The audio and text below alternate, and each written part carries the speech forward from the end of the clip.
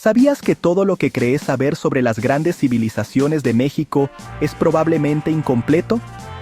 La mayoría de la gente piensa que la historia mesoamericana empieza y termina con los aztecas, tal vez con los mayas si prestaron atención en la escuela, pero acá está la verdad incómoda que nadie te cuenta. Cuando los mexicas fundaron Tenochtitlán en 1325, ya estaban parados sobre los hombros de gigantes que llevaban más de 2000 años diseñando, probando y perfeccionando todo lo que después ellos usarían. Las pirámides, el calendario, la escritura, las rutas comerciales, incluso los dioses que adoraban, nada de eso lo inventaron los aztecas. Lo heredaron. Y la historia de quiénes fueron esos verdaderos arquitectos de Mesoamérica es mucho más fascinante, mucho más compleja y mucho más útil para entender cómo funcionan realmente las civilizaciones. Acá está el problema. Vivimos en una cultura que venera a los que llegan al final y se llevan el crédito. Celebramos el producto terminado, pero ignoramos el proceso. Es como pensar que Steve Jobs inventó la computadora personal, cuando en realidad estaba usando décadas de investigación que otros hicieron antes. Los aztecas son el iPhone de Mesoamérica, brillante, impresionante, pero construido sobre tecnología que otros desarrollaron primero. Y si querés entender realmente cómo se construye un imperio, cómo se crea una cultura que dura siglos, cómo se convierten ideas abstractas en poder concreto, no podés empezar por los aztecas. Tenés que ir mucho, mucho más atrás. Tenés que conocer a los olmecas, a los zapotecas, a los teotihuacanos, a los mayas, a los toltecas, a los purépechas. Estas culturas no son notas al pie de página en la historia azteca. Son los verdaderos protagonistas de una historia que lleva 3000 años en desarrollo. En este video vas a descubrir los secretos que estas civilizaciones guardaban, las estrategias que usaron para dominar, las tecnologías que inventaron, y las lecciones que todavía podemos aplicar hoy. Vas a entender por qué los olmecas son el sistema operativo original de toda una región, cómo los zapotecas enseñaron que la visión estratégica empieza desde arriba, qué hizo de Teotihuacán la Silicon Valley del mundo antiguo, por qué los mayas convirtieron el tiempo en poder político, cómo los toltecas usaron el mito como arma, y por qué los purépechas fueron los únicos que los aztecas nunca pudieron conquistar. Cada una de estas culturas tiene algo que enseñarte sobre liderazgo, innovación, estrategia y supervivencia. Y cuando termines este video, nunca más vas a ver la historia de la misma forma. Vamos allá.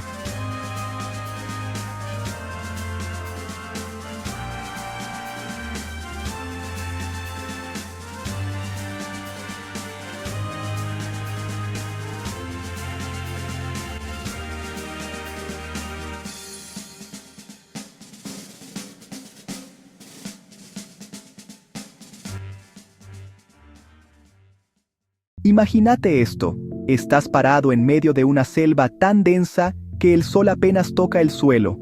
La humedad te pega en la piel como una segunda ropa.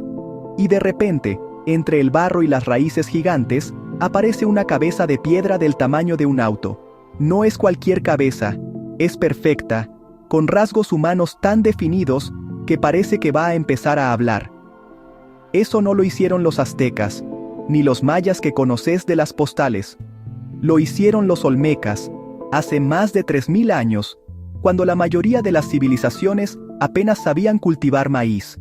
Estos tipos eran los verdaderos arquitectos del pensamiento mesoamericano, los que pusieron las reglas del juego mucho antes de que alguien más llegara a la mesa. Y lo más loco es que la mayoría de la gente ni siquiera sabe que existieron. Los olmecas no solo esculpieron piedras enormes porque sí, crearon todo un lenguaje visual que después todo el mundo copió. El jaguar, ese animal que aparece en casi todas las culturas mesoamericanas, nació en la iconografía olmeca. El concepto del niño jaguar, esa mezcla entre lo humano y lo divino, es pura invención de ellos. Desarrollaron los primeros centros ceremoniales, esos espacios donde lo sagrado y lo político se mezclaban como agua y aceite que terminan haciendo una salsa perfecta. Incluso el calendario, esa obsesión mesoamericana con contar el tiempo hasta el último segundo, tiene su origen en las tierras pantanosas donde estos maestros trabajaban. Ah, y el caucho, ese material que después se usó para hacer pelotas en el juego más importante de Mesoamérica, también lo descubrieron ellos. No es poca cosa. Pensá en los olmecas como el sistema operativo 1.0 de toda una región. Sin Windows no hay Excel. Sin olmecas no hay aztecas. Crearon la base sobre la cual todos los demás construyeron sus imperios, sus dioses, sus ciudades. Cuando Teotihuacán levantó sus pirámides, cuando los mayas escribieron sus códices, cuando los mexicas sacrificaban en el templo mayor, todos estaban usando software olmeca. Pero acá viene lo interesante. Ellos no buscaban dominar territorios gigantes ni acumular riquezas como locos. Su poder era más sutil, más profundo. Plantaron ideas que germinaron durante 2000 años, y mientras su civilización desaparecía físicamente, sus conceptos viajaban hacia el norte, hacia las montañas, donde otra cultura estaba lista para llevar esas ideas a un nivel completamente diferente.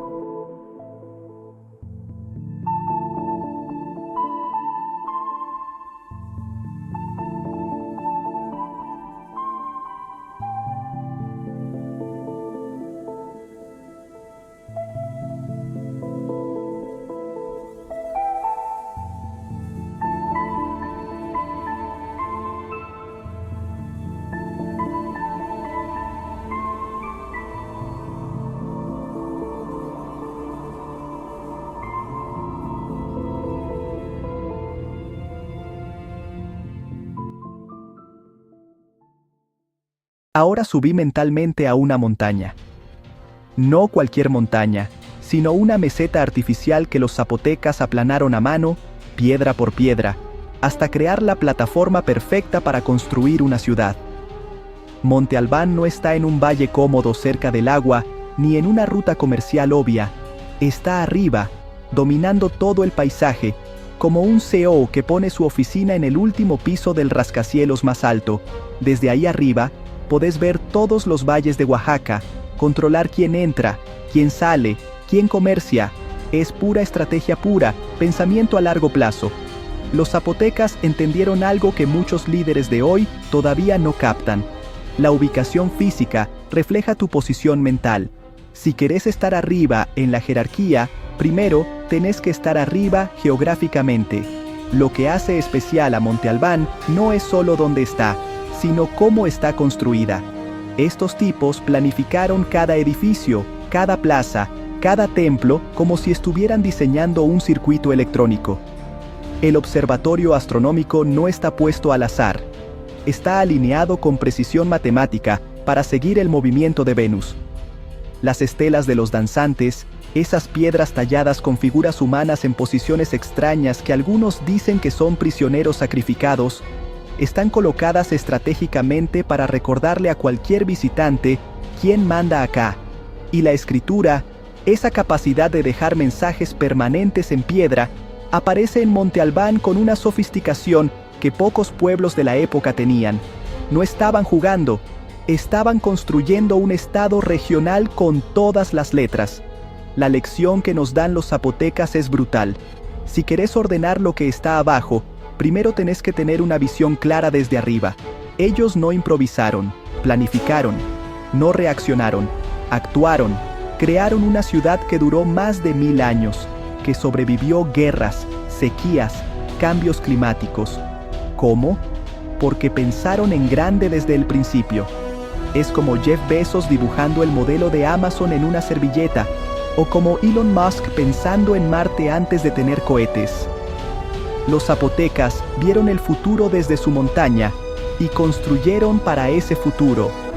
Pero mientras ellos dominaban el sur, en el centro de México, algo aún más grande estaban haciendo. Algo que iba a cambiar las reglas del juego para siempre. Ahora camina conmigo por la calzada de los muertos.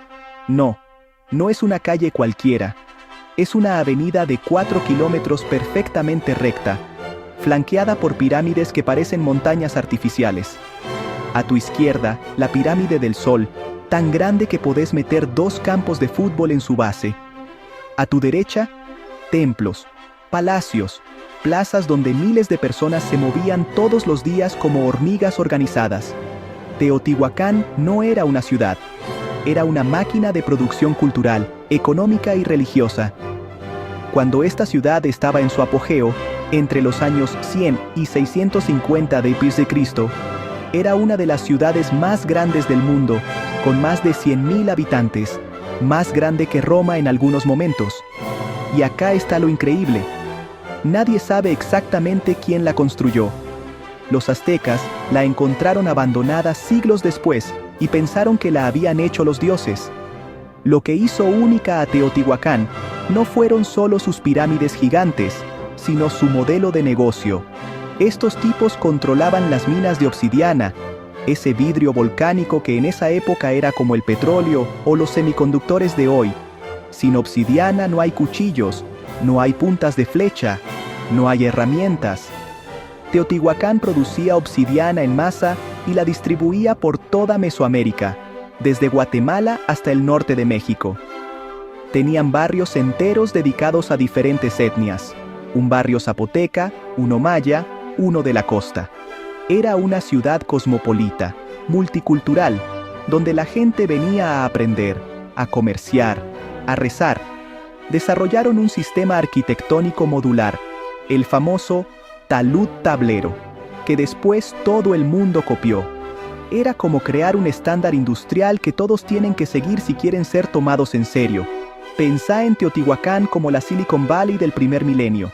No inventaron todo desde cero, pero tomaron ideas de los olmecas, de los zapotecas, y las escalaron a niveles industriales. Estandarizaron procesos, crearon redes comerciales, atrajeron talento de todas partes. Jeff Bezos no inventó las tiendas, pero creó Amazon. Steve Jobs no inventó las computadoras, pero creó Apple.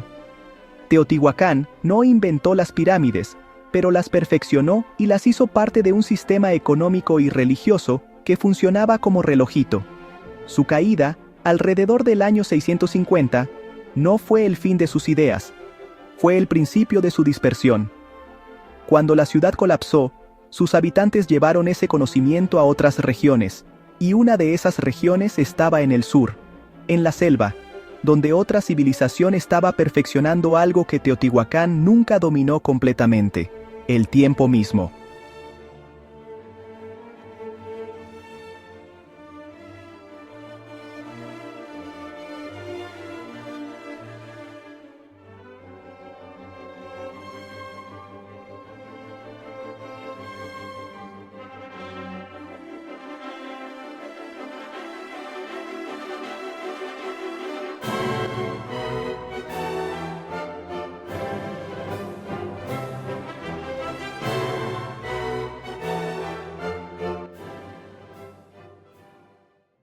Imagina que podés predecir exactamente cuándo va a aparecer Venus en el cielo dentro de 500 años. Imagina que podés calcular eclipses con precisión matemática usando solo observación a simple vista y lógica pura. Los mayas no eran solo buenos con el tiempo, eran obsesivos. Para ellos, el tiempo no era algo que pasaba, era algo que se podía medir, predecir, controlar. Y quien controlaba el tiempo, controlaba todo. Por eso sus reyes no solo eran guerreros o sacerdotes, eran maestros del calendario, capaces de decirle a su pueblo exactamente cuándo sembrar, cuándo cosechar, cuándo hacer la guerra. En las estelas de piedra que dejaron por toda la selva, no solo hay nombres y fechas, hay cálculos astronómicos tan precisos que los científicos modernos todavía se rascan la cabeza tratando de entender cómo lo hicieron sin telescopios. La escritura maya es otra cosa de locos. Mientras la mayoría de las culturas mesoamericanas usaban símbolos simples, los mayas desarrollaron un sistema completo de glifos que podía expresar ideas complejas, nombres propios, verbos, adjetivos.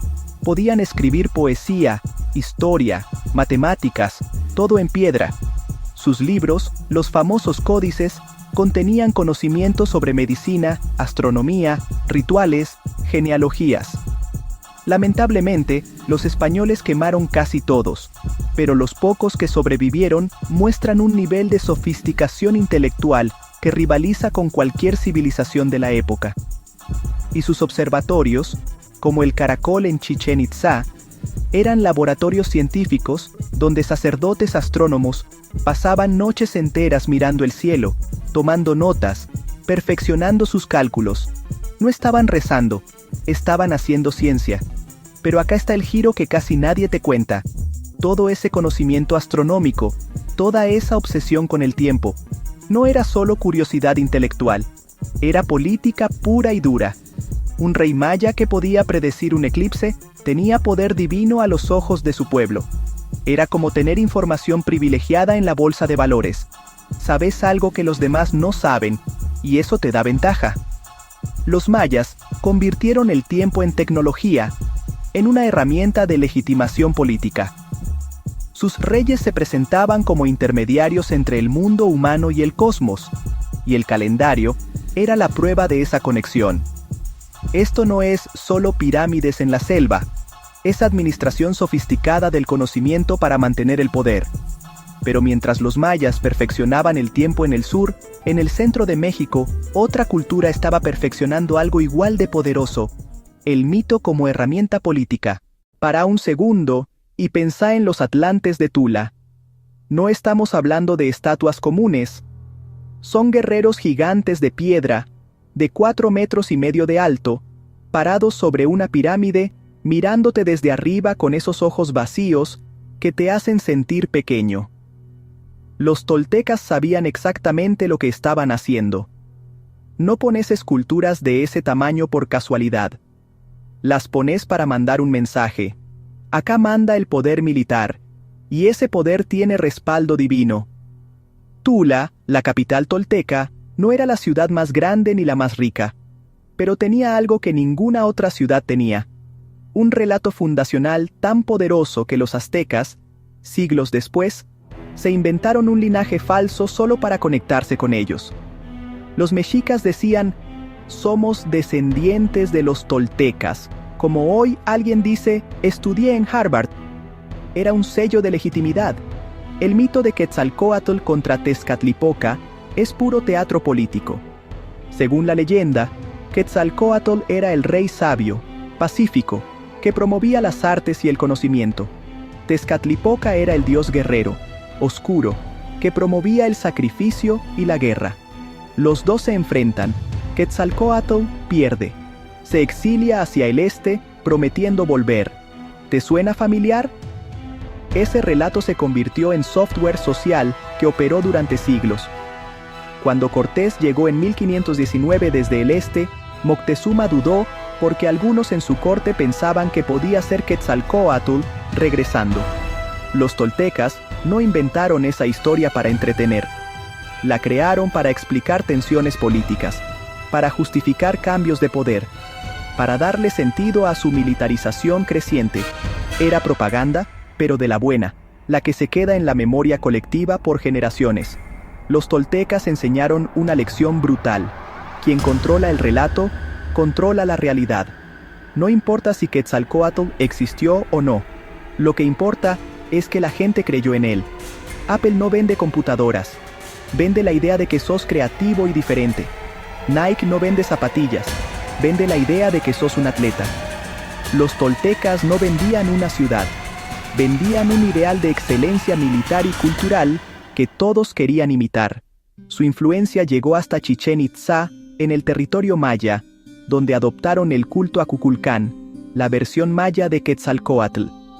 Difundieron su cultura no con ejércitos masivos, sino con ideas poderosas.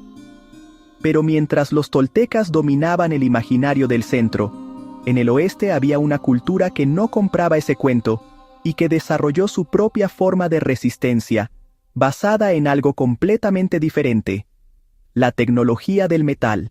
Ahora viaja al oeste, a Michoacán, donde los lagos brillan bajo el sol y las montañas están llenas de pinos. Acá vivían los purépechas, también llamados tarascos, y estos tipos eran la excepción a todas las reglas mesoamericanas. Mientras todos los demás estaban obsesionados con la piedra, El jade, las plumas, los purépechas, estaban trabajando el cobre y el bronce como si fueran europeos del Renacimiento.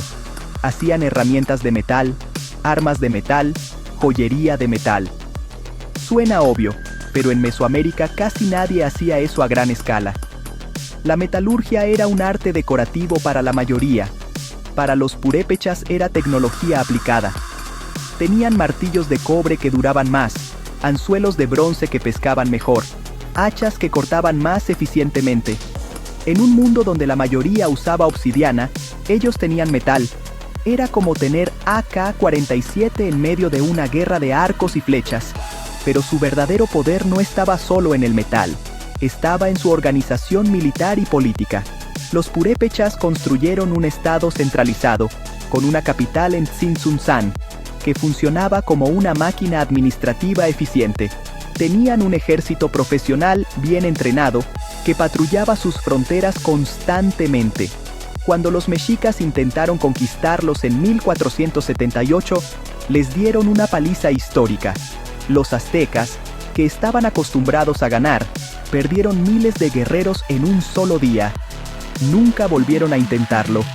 La frontera entre el imperio azteca y el territorio purépecha se convirtió en una de las fronteras más estables de toda Mesoamérica. No porque los purépechas fueran más numerosos, sino porque eran más eficientes, más organizados, y tenían mejor tecnología. Diversificaron su defensa, combinando fortalezas naturales, metalurgia avanzada y estrategia militar inteligente. La lección de los purépechas es clara como el agua de sus lagos. La diversificación tecnológica es defensa. No pongas todos tus huevos en la misma canasta. Mientras todos invertían en lo mismo, los purépechas invirtieron en algo diferente y eso los salvó. Es como Netflix viendo que todo el mundo estaba en cable y apostando al streaming, o como Amazon empezando con libros pero diversificando hacia todo. Los purépechas entendieron que no tenían que jugar el mismo juego que los demás, podían crear su propio juego, y funcionó tan bien que cuando los españoles llegaron en 1522, el emperador purépecha negoció una rendición pacífica, evitando el baño de sangre que sufrieron los mexicas. Su reino sobrevivió más tiempo que el imperio azteca, no por ser más grande, sino por ser más inteligente. Y ahí está el punto. Antes de que los aztecas construyeran su imperio en Tenochtitlán, todas estas culturas ya habían escrito el manual de instrucciones. Entonces, ¿qué haces con todo esto? ¿Te quedas solo admirando pirámides en fotos o realmente aplicas estas lecciones en tu vida? Porque mira, podés seguir creyendo que el éxito llega de la nada, que los imperios se construyen de un día para otro, que las grandes ideas aparecen por arte de magia. O podés entender lo que estas culturas te están gritando desde hace 3000 años. Todo gran logro se construye sobre fundamentos que otros pusieron antes. Los olmecas no esperaron a que alguien les dijera cómo hacer las cosas. Crearon el prototipo. Los zapotecas no se conformaron con el valle. Subieron a la montaña y planificaron desde arriba. Teotihuacán no improvisó, estandarizó y escaló. Los mayas no dejaron el tiempo al azar. Lo dominaron. Los toltecas no confiaron solo en la fuerza, construyeron relatos. Los purépechas no siguieron las reglas de todos, diversificaron y sobrevivieron. Acá está la pregunta que tenés que hacerte ahora mismo. ¿Qué estás construyendo vos que va a servir de fundamento para los que vienen después? ¿Estás creando valor real o solo copiando lo que ya existe? ¿Tenés una visión estratégica o estás improvisando día a día? ¿Estás invirtiendo en conocimiento que te da ventaja o solo estás repitiendo lo que todos hacen? Porque la diferencia entre ser un olmeca y ser olvidado es simple. Los olmecas se atrevieron a crear algo nuevo cuando nadie más sabía cómo hacerlo. La diferencia entre ser un purépecha y ser conquistado es clara. Los purépechas no pusieron todos sus recursos en el mismo lugar. Estas culturas te están dando el manual de instrucciones para construir algo que dure, algo que importe, algo que otros van a estudiar dentro de siglos.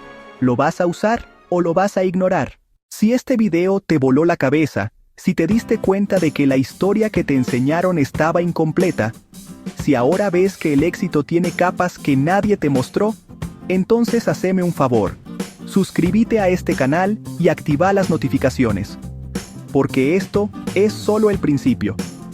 Vamos a seguir destripando civilizaciones, estrategias, ideas que cambiaron el mundo, y secretos que te van a dar ventaja sobre cualquiera que solo lee títulos. Acá no hacemos contenido superficial. Acá cavamos profundo. Y si querés seguir aprendiendo cómo los grandes maestros de la historia construyeron imperios, fortunas y legados, entonces quédate. Nos vemos en el próximo video. Ahora anda y aplica esto.